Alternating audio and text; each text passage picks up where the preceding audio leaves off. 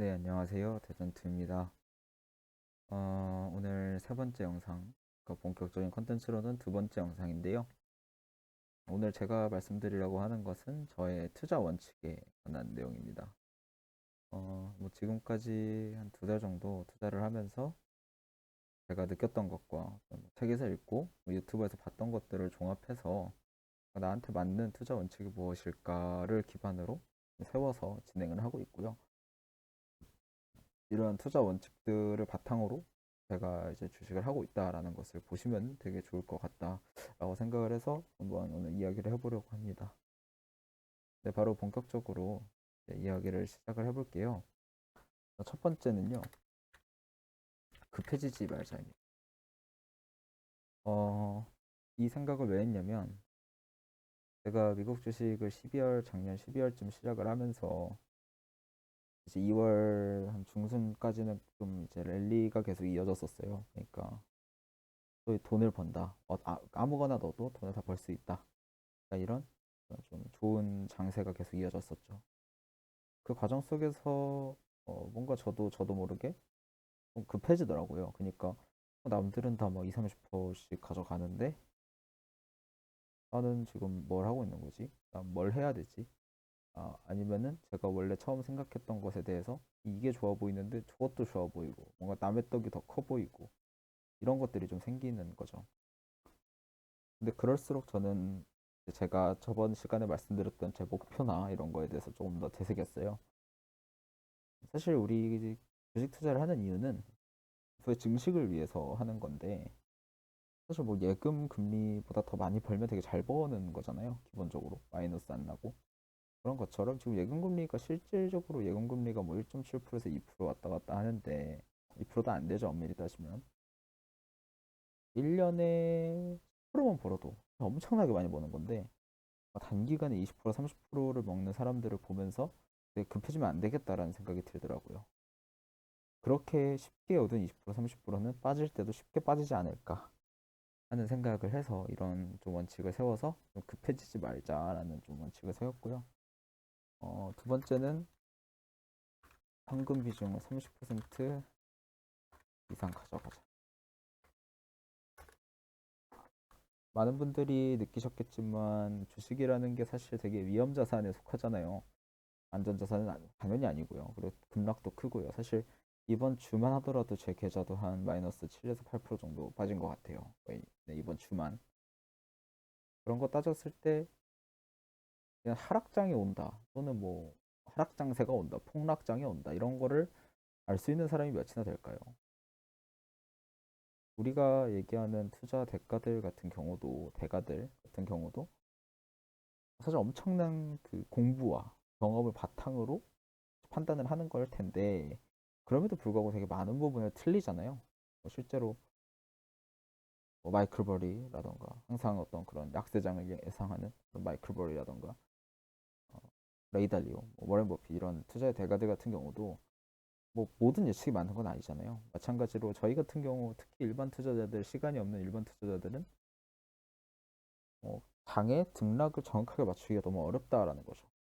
주식의 기본은 싼 데서 사고 비싸게 팔랐는데 그 싼 데랑 비싸게를 알 수가 없다는 겁니다. 그래서 대부분의 사람들이 비싼 데서 사고 무서워서 싼 데서 판다 이런 상황이 나타나는데 이를 대비하기 위해서 현금 비중을 항상 보유를 해야 된다는 거죠. 이 부분을 지켜서 저도 2월 하락장 전에 이제 현금 비중을 한 40% 정도 유지를 했었는데요. 그리고 이제 이번 2월 하락장 최근 2주 동안 이 40%를 어느 정도 소진을 했습니다.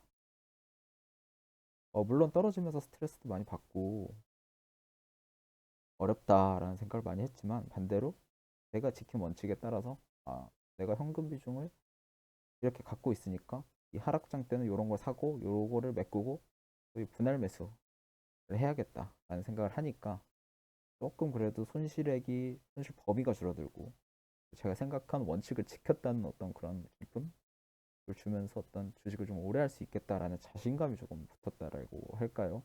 하는 생각들이 조금 있습니다. 네. 그리고 이제 세 번째 원칙은요. 투자를 위한 투자를 하지 말자 합니다. 근데 이거 같은 경우는 1번이랑 조금 비슷한데요.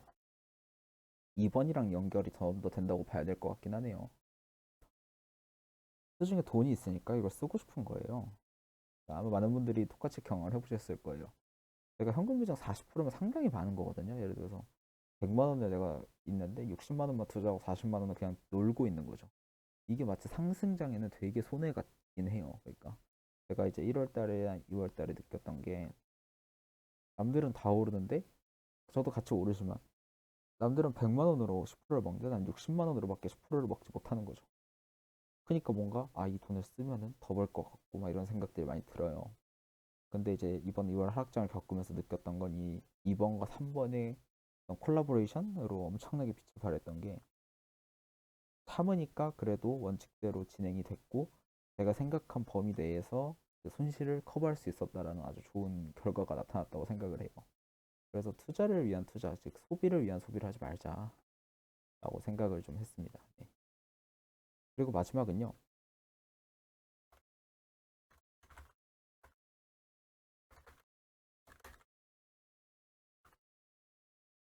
이겁니다. 일반 투자자들 같은 경우는 전문가들처럼 막 엄청나게 깊은 정보라던가 많은 조사를 할 수는 없습니다. 그게 현실이에요. 그래서 막 무슨 뭐 유튜버들이 뭐 회사를 뭐 얼만큼 조사를 하고 사야 된다, 뭘 하고 사야 된다 하는데 저 동의합니다. 동의하지만 일반적인 삶이 있는 사람들이 그게 얼마나 가능할까요? 그리고 솔직히 재밌어야 하는데 그게 재밌어서 하는 사람이 얼마나 될까요? 저 같은 경우는 국내 주식 같은 경우는 다트를 통해서 재무제표를 확인하고 외국 주식 같은 경우는 인베스팅닷컴을 통해서 재무제표를 확인하고 뭐 여러 가지 정보들을 수집하려고 하지만 제가 수집하는 정보를 이미 그 주식시장에서 투자를 하는 사람들이 모르고 있을까요? 아니라는 거죠. 그럼 중요한 거는 계속해서 뭔가 의심하기보단 내가 충분히 투자를 했고 내 범위 내에서 괜찮다고 생각한 판단은 좀 믿을 필요가 있다라는 생각이 좀 들었습니다. 제가 주식에 투자하는 거는 그 회사에 투자를 하는 것도 맞는 것 같아요. 하지만 저는 저의 판단에 대해서 그리고 저의 경험에 돈을 쓰는 거라고 좀 생각을 했습니다. 이번 하락장 같은 경우도 제가 대충 한 현금 40% 정도에 30%를 소비를 했는데 그 과정 속에서 제가 좀 가격이 떨어진 기업들을 싸게 산 것도 있지만 하락장을 대처하는 경험을 그 돈으로 함께 샀다라고 좀 생각을 했습니다. 그래서 그 판단을 기반으로 한 제 선택을 믿는 거죠. 그러면서 이것들이 나중에 다 자양분이 돼서 좋은 투자자가 될 수 있는 기반이 되었으면 좋겠다라는 생각을 하고 있습니다. 보통 좋은 투자자가 되기 위해서는 한 사이클을 견뎌봐야 한다고 얘기를 많이 하더라고요. 한 사이클이라고 하면 어떤 그런 파괴적인 상승장 또는 파괴적인 하락장을 다 겪은 보통 10년 주기의 어떤 그런 한 사이클을 겪어봐야 좋은 투자자가 된다고 생각을 합니다. 그래서 저는 그 과정 속에서 제가 10년 동안 앞으로 내릴 여러 가지 판단들이 있을 텐데 그 판단이 어느 정도 제 범위 내에서 인정할 수 있을 정도로 공부를 하고 내린 판단이거나 아니면 충분히 논리적이다라고 생각을 했을 때는 그 판단을 믿자라는 원칙을 갖고 있습니다.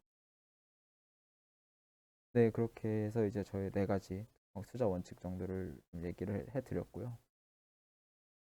사실 이번 주 좀 많이 다들 힘드셨을 거예요. 미국 주식을 하셨던 분이나 국내 주식을 하시는 분이나. 왜냐면 좀 등락이 좀 변동성이 좀 크고요. 그리고 이제 떨어지긴 많이 떨어졌고요. 그 과정 속에서 제가 그냥 가장 하고 싶은 말은 주식은 사람이 하는 건 맞습니다. 그러니까 사람이 하는 건 맞아요. 그래서 너무 힘들어요. 오늘도 제가 어제죠? 어제도 막 떨어지고 오르고 하는 걸 보면서 스트레스가 받죠. 하지만 그럴수록 저는 이 오늘 영상의 제목이죠. 원칙이 투자하게 하라. 내가 아닌 원칙으로 투자를 하게 해야 그것을 조금 견뎌낼 수 있고 우리가 나중에 좀 결실을 맺을 수 있지 않을까 하는 생각을 하고 있습니다. 네, 이런 원칙들을 공유 드리면서 오늘 영상은 여기서 마치도록 하겠습니다. 네, 감사합니다.